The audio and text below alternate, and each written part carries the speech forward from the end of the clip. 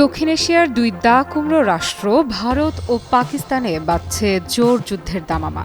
সাম্প্রতিক পেহেলগাম হামলার ঘটনার পর ভারত একচেটিয়াভাবে দোষ চাপিয়েছে পাকিস্তানের ওপর। তবে পাকিস্তান প্রথম থেকেই হামলার তীব্র নিন্দা জানিয়েছে, স্পষ্ট বলেছে এ ধরনের কাজ পাকিস্তানের নীতির পরিপন্থী। কিন্তু ভারত যেন আগেই সিদ্ধান্ত নিয়ে রেখেছিল কার দিকে আঙুল তুলবে। তবে নিজেদের দিকে ওঠা আঙুলের জবাবে কড়া বার্তা এলো পাকিস্তানের পক্ষ থেকে। পাক তথ্যমন্ত্রী আতাউল্লাহ তারার সাফ জানিয়ে দিলেন, পাকিস্তান শান্তিপ্রিয় দেশ হলেও সার্বভৌমত্বের প্রশ্নে কোনো ছাড় দেয়া হবে না। কেউ যদি হঠকারী পদক্ষেপ নেয় তাহলে তার জবাব দেয়া হবে সম্পূর্ণ শক্তি দিয়ে। এখানেই থেমে যাননি তিনি। তারার আরও বলেন, ভারতের হাতে রাষ্ট্রীয় সন্ত্রাসবাদের প্রমাণ রয়েছে এবং পাকিস্তানের কাছে সেই প্রমাণ অজস্র। এই বক্তব্য কেবল রাজনৈতিক কৌশলই নয়, বরং আন্তর্জাতিক মঞ্চে ভারতের ভাবমূর্তি নিয়ে এক জোরালো প্রশ্নচিহ্ন।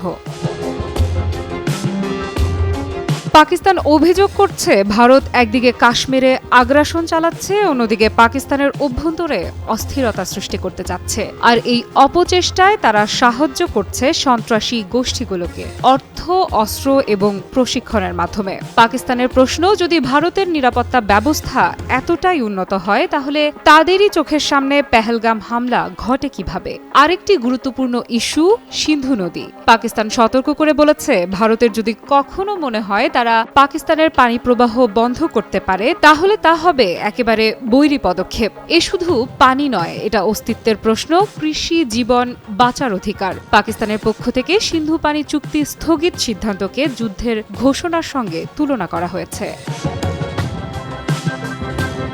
পাকিস্তানের প্রধানমন্ত্রী শেহবাজ শরীফ এ বিষয়ে বলেন, যে কোনো মূল্যে আমরা আমাদের পানির অধিকার রক্ষা করব। এই বক্তব্য যেন শুধু একটি দেশের জাতীয় স্বার্থ রক্ষার অঙ্গীকার নয়, বরং এটি একটি সম্ভাব্য সংঘাতের ইঙ্গিতবাহী সংকেত। পাকিস্তানের প্রধানমন্ত্রীর এই বার্তা এসেছে এমন একটি প্রেক্ষাপটে যেখানে কাশ্মীর দীর্ঘদিন ধরেই ভারত পাকিস্তান বৈরিতার কেন্দ্রস্থল। পেহেলগাম হামলার পর ভারত যে প্রতিক্রিয়া দেখিয়েছে তা শুধু সন্ত্রাস বিরোধী জবাব নয়, এটি এক ধরনের কৌশলগত চাপ সৃষ্টি, যার মাধ্যমে ইসলামাবাদকে রাজনৈতিক ও কূটনৈতিকভাবে কোণঠাসা করার চেষ্টা স্পষ্ট।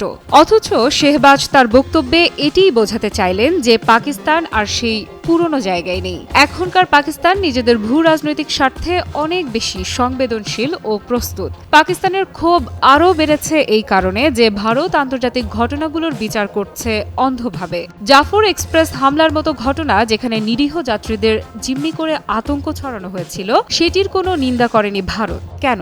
কারণ সেই ঘটনার সুবিধা ভারতের বক্তব্যে নেই। স্বাস্থ্যকর অল টাইম হানিকম, সব সময় অল টাইম হেলদি লাইফ। তথ্যমন্ত্রীর কথায় স্পষ্ট, পাকিস্তান কোনো আগ্রাসনের আশঙ্কা এড়িয়ে যাচ্ছে না, বরং সম্পূর্ণ প্রস্তুত। তথ্যমন্ত্রীর ভাষ্য, পাকিস্তান দীর্ঘদিন ধরে সন্ত্রাসের বিরুদ্ধে লড়াই করে আসছে, যেখানে 90,000-এর বেশি মানুষ প্রাণ হারিয়েছে। এমন একটি জাতি কিভাবে সন্ত্রাসের পৃষ্ঠপোষক হতে পারে? এই প্রশ্নগুলো এখন গড়িয়ে যাচ্ছে আন্তর্জাতিক কূটনীতির টেবিলে। ভারত ও পাকিস্তান ইস্যু পুরো দক্ষিণ এশিয়ার শান্তির জন্য হুমকি। কাশ্মীর থেকে শুরু করে সিন্ধু চুক্তি পর্যন্ত বারবার আগুনে হাত দিচ্ছে তারা। পাকিস্তান সোজা সাপটা জানিয়ে দিয়েছে, প্রতিবাদ শুধু মুখে নয়, প্রয়োজনে হাতেও হবে। পাকিস্তান যুদ্ধ চায় না, কিন্তু আত্মসমর্পণও করে না।